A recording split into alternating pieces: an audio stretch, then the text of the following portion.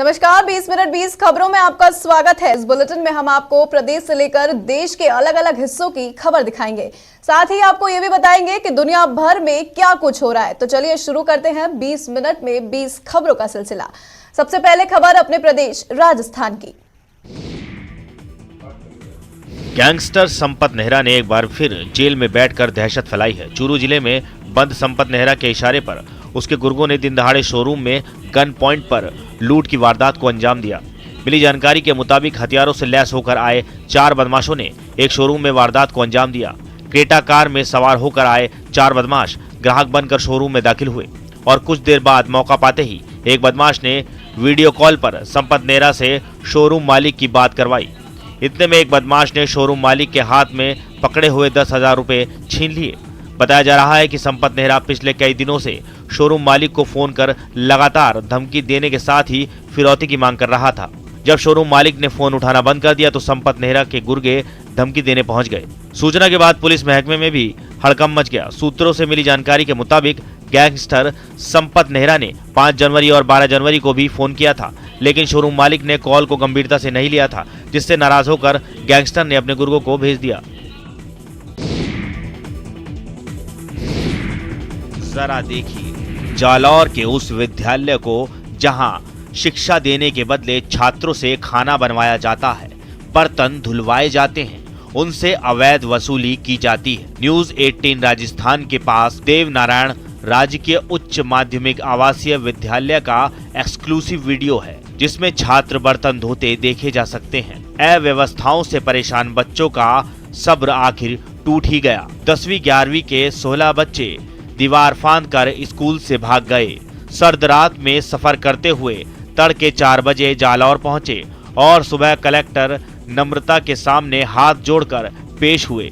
विद्यार्थियों ने पेट भर भोजन नहीं देने, खाना बनवाने, बर्तन धुलवाने, अवैध वसूली समेत कई गड़बड़ियों की शिकायत की। बच्चों ने 3 पेज का पत्र सौंपकर वार्डन बद्रीलाल चौहान पर गंभीर आरोप लगाते हुए फरियाद की कि तुरंत न्याय दिलाओ, नहीं तो स्कूल नहीं जाएंगे।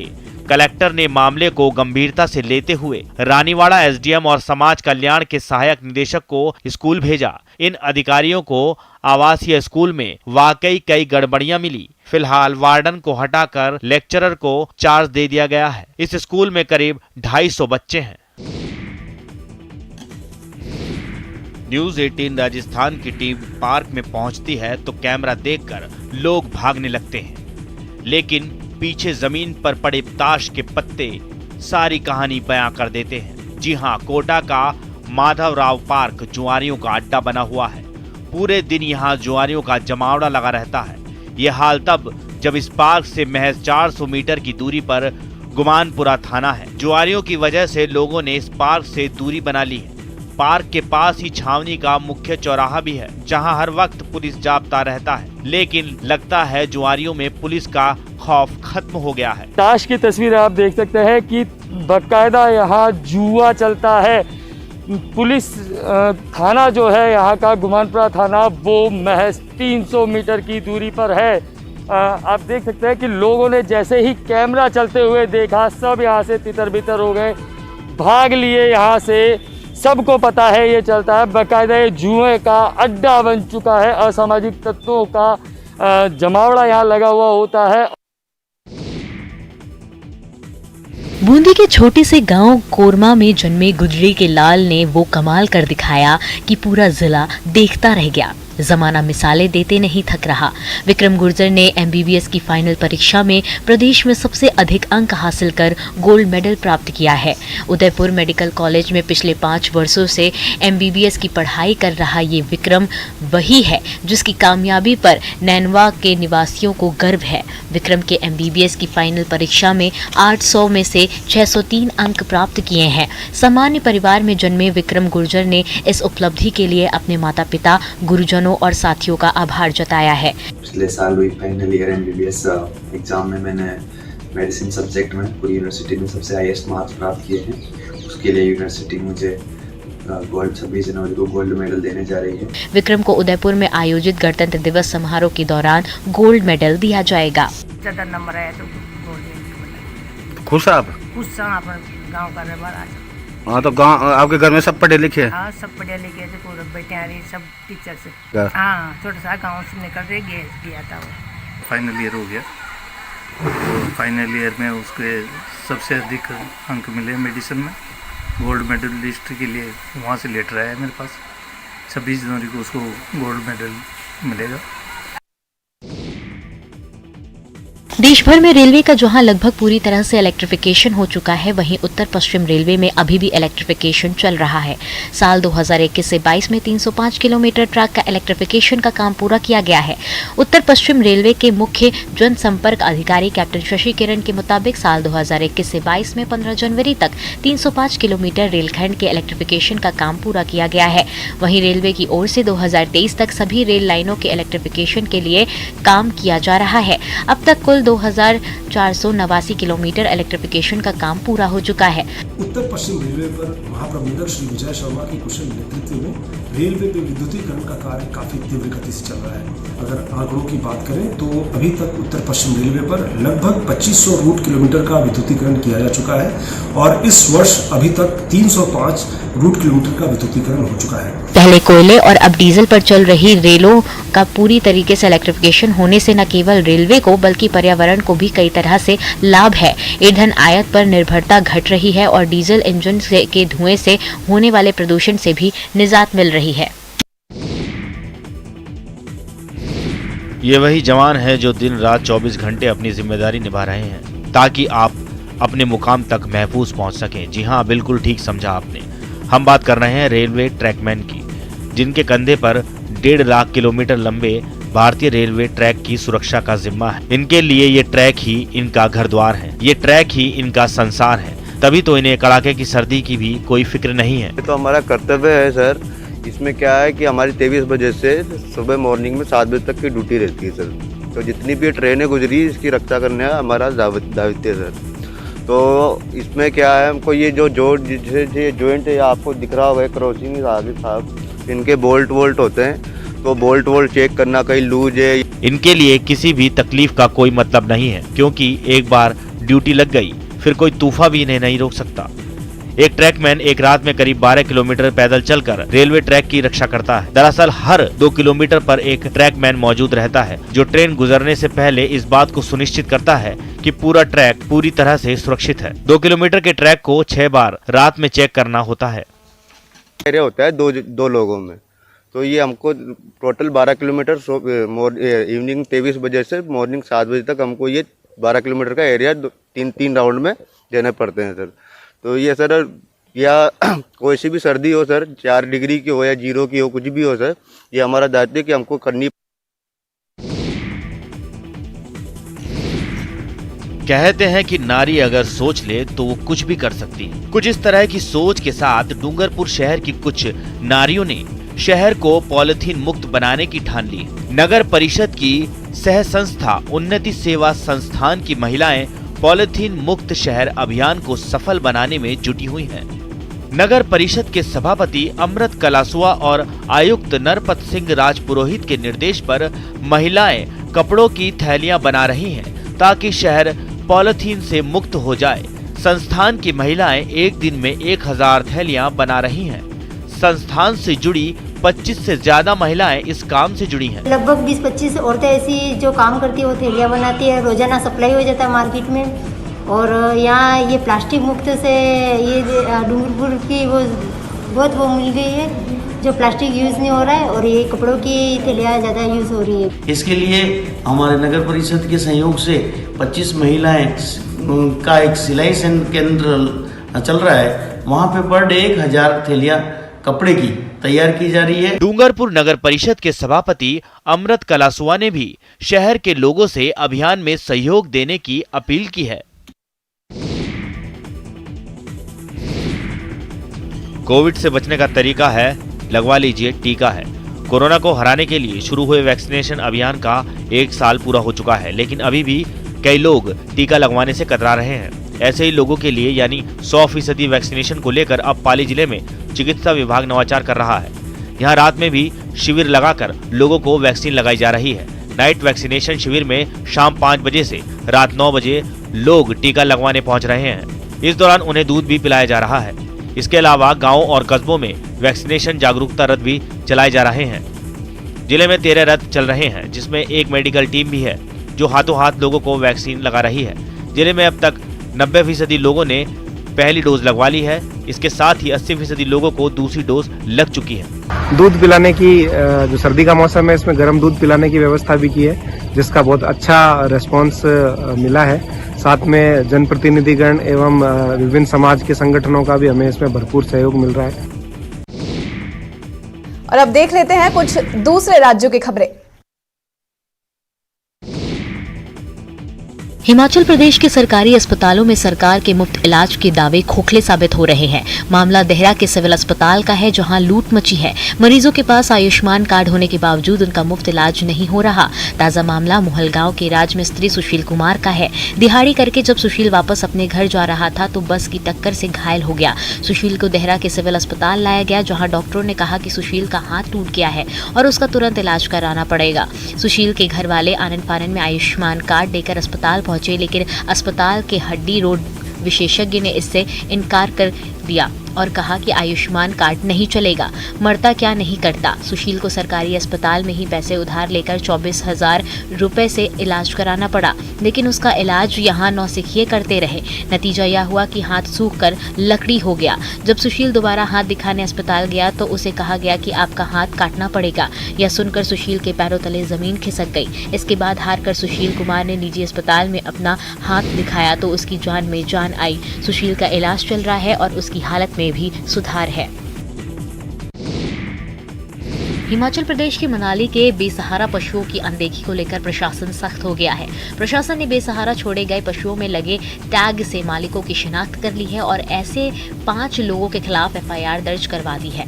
बता दें कि मनाली के साथ लगते गौसदन में कुछ दिन पहले काफी संख्या में पशुओं ने दम तोड़ दिया था, जिसके बाद से मनाली प्रशासन सतर्क और सख्त हो गया है। हालांकि मनाली प्रशासन ने दिसंबर महीने में 290 पशु मनाली से कटराई भेज दिए थे, लेकिन जनवरी से पहले सप्ताह फिर से रागड़ी में पशुओं की संख्या बढ़ गई है।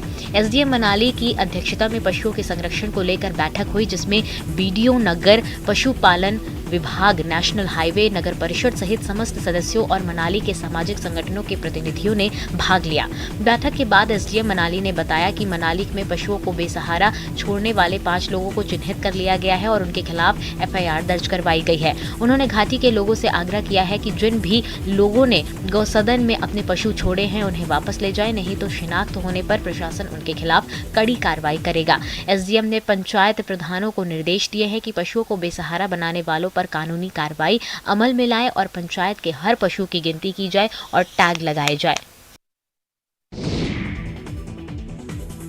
विधानसभा चुनाव में शराब के अवैध कारोबार पर अंकुश लगाने के लिए उत्तर प्रदेश पुलिस लगातार कार्रवाई कर रही है। छापामार कार्रवाई के अलावा पुलिस ने इस पर नियंत्रण के लिए तकनीकी खाका भी खींचा है। ड्रोन कैमरों की मदद से भी कच्ची शराब के ठिकानों पर निगरानी कराई जा रही है। इस बीच गोरखपुर से बड़ी खबर आई है। पुलिस ने कच्ची शराब के अवैध धंधे का भंडाफोड़ करने का दावा किया है। पुलिस ने कच्ची शराब के अड्डे पर दबिश देकर 4 शराब कारोबारियों को गिरफ्तार किया है और मौके से 700 लीटर कच्ची शराब बरामद की है। मिली जानकारी के मुताबिक राजघाट थाना के चक्रा अलवर इलाके से कच्ची शराब कारोबारियों को गिरफ्तार किया गया है। मामले का खुलासा करते हुए SP सिटी सोनम कुमार ने बताया है कि चुनाव के मद्देनजर अवैध शराब का धंधा करने वालों के खिलाफ अभियान भी चलाया गया है। इसी कड़ी में पुलिस ने छापेमारी के दौरान 4 कारोबारियों को गिरफ्तार करने के साथ कच्ची शराब बनाने का सामान भी जब्त किया है। सुनील, लोरिक, अमरजीत, राम सुहेल, इनके पास से 700 लीटर अपमिश्रित कच्ची शराब, 3.5 किलोग्राम यूरिया और 16 किलोग्राम नौसादर भी मिला है।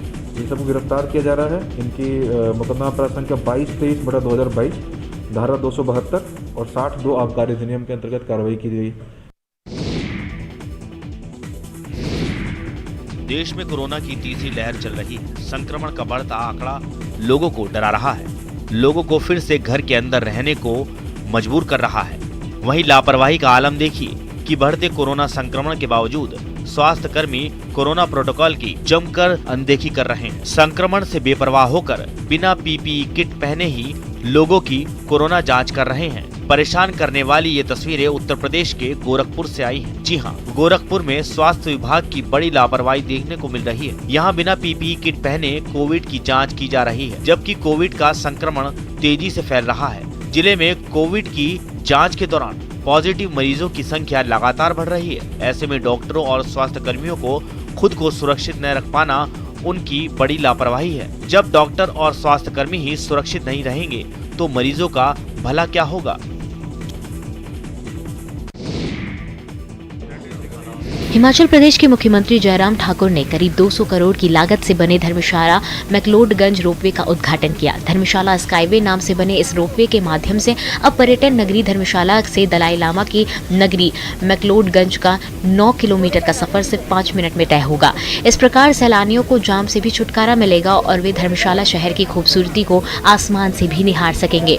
कोतवाली के मैक्लोडगंज तक रोपवे से एक तरफ के 340 रुपए और अप डाउन करने के लिए 500 रुपए चुकाने पड़ेंगे। मुख्यमंत्री ने रोपवे का उद्घाटन कर हजारों लोगों की सुविधा दी है। रोपवे का सफर करने वाले यात्रियों को दोनों टर्मिनल पर खाने पीने के लिए कैफेटेरिया बनाए गए हैं, साथ ही पार्किंग की व्यवस्था रहेगी। मिली जानकारी के मुताबिक इटली की कंपनी की मदद से बनाई यह रोपवे एक ट्रॉली में 8 लोगों को धर्मशाला के मैक्लोडगंज पहुंचाएगा। रोपवे में 18 ट्रॉलियां स्थापित की गई हैं। 1 घंटे में करीब 800 लोग सफर का आनंद ले सकते हैं। बिना गियर वाले इस रोपवे का सफर बेहद ही सुरक्षित है। इससे समय के साथ बिजली की भी बचत होगी। अपराधियों पर नकेल कसने और राज्य में कानून का राज स्थापित करने के लिए हरदम तैयार रहने वाले पुलिस कर्मियों को आज भी मुश्किल हालातों में जीवन बिताना पड़ रहा है। मधेपुरा में कानून की रखवाली करने वाले पुलिस कर्मियों की हालत तो कुछ ज्यादा ही बदतर दिखाई दे रही है। पुलिस लाइन का निर्माण नहीं होने के चलते पुलिस के जवान कभी छात्रावास तो कभी सरकारी गोदाम में रहने को मजबूर हैं। अपराधियों के मन में डर पैदा करने वाले पुलिस के इन जवानों को सांप और बिच्छुओं से ज्यादा डर लगता है। पुलिस लाइन के निर्माण में हो रही देरी का खामियाजा पुलिस के अधिकारियों को नहीं बल्कि इन जवानों को ही भुगतना पड़ रहा है। दशकों से ये जवान सिंहेश्वर सिंह स्थित बाजार समिति के जर्जर गोदाम में रहने को मजबूर हैं। बरसात के दिनों में इन जवानों की जिंदगी तिरपाल के सहारे कटती है। कई दशकों से मधेपुरा में पुलिस लाइन का काम लंबित है, जिसके कारण जवानों को मुश्किल हालात में रहना पड़ रहा है।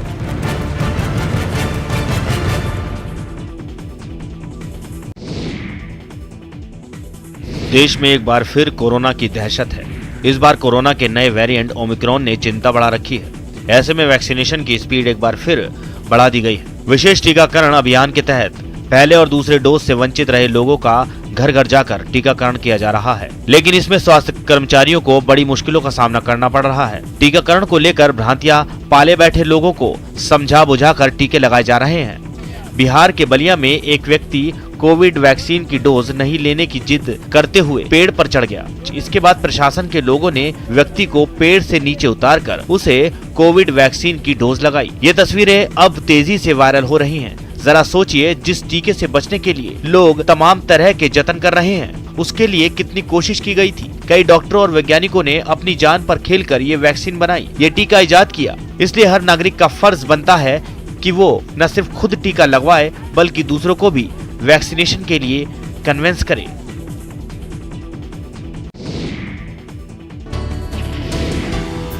वसंत पंचमी के मौके पर आयोजित होने वाली सरस्वती पूजा के लिए विद्या की देवी मां सरस्वती की मूर्तियों का निर्माण शुरू हो चुका है। गिरिडीह में मूर्तिकार अभी से ही मूर्तियों का निर्माण करने लगे हैं। प्रसिद्ध मूर्तिकार रतनलाल पंडित छात्रों की मांगों के अनुसार मूर्तियों के निर्माण को मूर्त रूप देने में जुट गए हैं। गिरिडीह के सरिया प्रखंड निवासी रतनलाल पंडित करीब 55 सालों से विद्या की देवी मां सरस्वती की प्रतिमा का निर्माण कर रहे हैं। कोरोना संक्रमण का असर मूर्तियों पर भी पड़ रहा है। पहले के मुकाबले मूर्तियों की डिमांड कम हो गई है। इनकी तैयार मूर्तियों को खरीदने के लिए कोडरमा, धनबाद, देवघर और हजारीबाग से भी लोग आते हैं। उनका कहना है कि बढ़ती हुई महंगाई का असर मूर्तियों के दामों पर भी पड़ा है। पुआल, मांस और रंगों की लागत में बढ़ोतरी के चलते मूर्तियों की कीमत में वृद्धि हुई है, जिससे कारोबार पर असर पड़ा है। लेकिन आज के दौर में भी सरस्वती पूजा छात्रों के लिए सबसे बड़ा त्योहार है।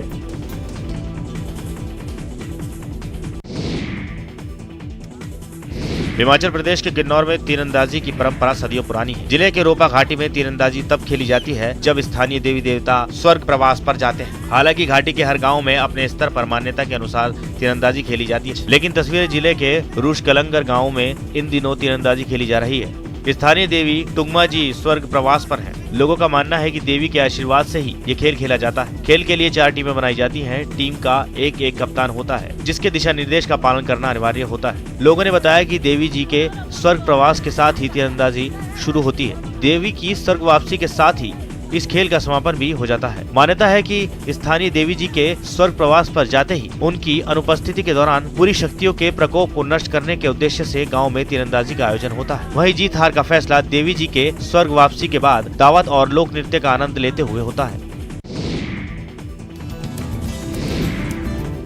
एक तरफ कोरोना महामारी के कारण रोजगार छिन जाने के चलते लोगों को रोजगार के लिए भटकना पड़ रहा है, लेकिन सिमडेगा की ये महिलाएं कोरोना के प्रभाव से बेअसर हैं। खुद के व्यवसाय से महिलाएं न सिर्फ अपने परिवार का भरण पोषण कर रही हैं, बल्कि खुद को आत्मनिर्भर भी बना रही हैं। सिमडेगा के ठेठई टांगर की रहने वाली इन महिलाओं का जीवन बदलने लगा है। अमृत स्वयं सहायता समूह का गठन कर मिनरल वाटर प्लांट को चलाने वाली 12 महिलाएं हर महीने 30,000 रुपये तक की कमाई कर रही हैं। इनकी कमाई शादी के सीजन में और अधिक होती है। इन्हें न तो बाजार की चिंता है, न ही उत्पाद के खराब होने का। इन महिलाओं के हौसले को जानने के बाद जिला उपायुक्त खुद ही महिलाओं के बिजनेस मॉडल को देखने पहुंचे और समूह बनाकर व्यवसाय कर रही महिलाओं की तारीफ की। डीसी ने जोराम पंचायत में बीज से तेल निकालकर उसका कारोबार करने वाली महिला सुनीता देवी से भी मुलाकात की और महिला को सरकारी मदद का भरोसा दिलाया।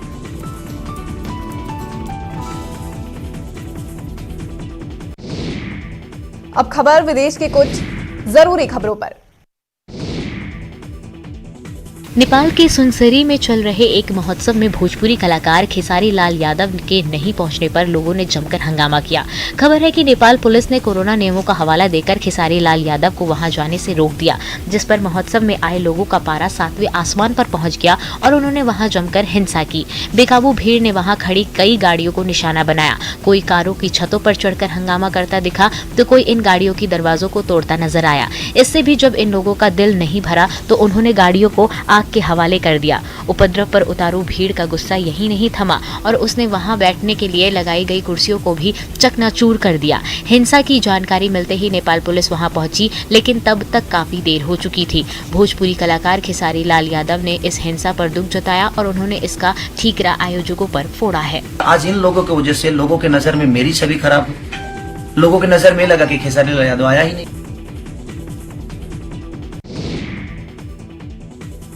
पाकिस्तान के कब्जे वाले कश्मीर से हैरान करने वाला एक वीडियो सामने आया है। वहां एक आदमी ने पुलिस पर उसके घर को सील करके उसे परेशान किए जाने का आरोप लगाया और प्रधानमंत्री नरेंद्र मोदी से इस मामले में मदद की गुहार लगाई, जिसका वीडियो वायरल हो गया। जो वीडियो सामने आया उसमें काफी लोग खड़े नजर आ रहे हैं। तभी एक आदमी ने बोलना शुरू किया।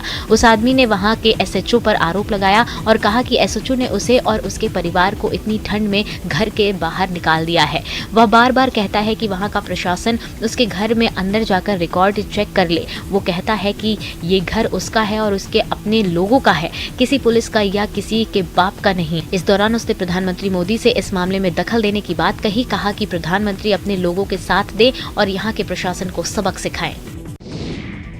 फिलहाल के लिए इतना ही। आप देखते रहिए न्यूज़ 18 राजस्थान।